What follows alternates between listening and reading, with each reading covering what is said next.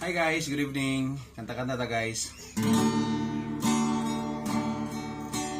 Salamat sa iyo,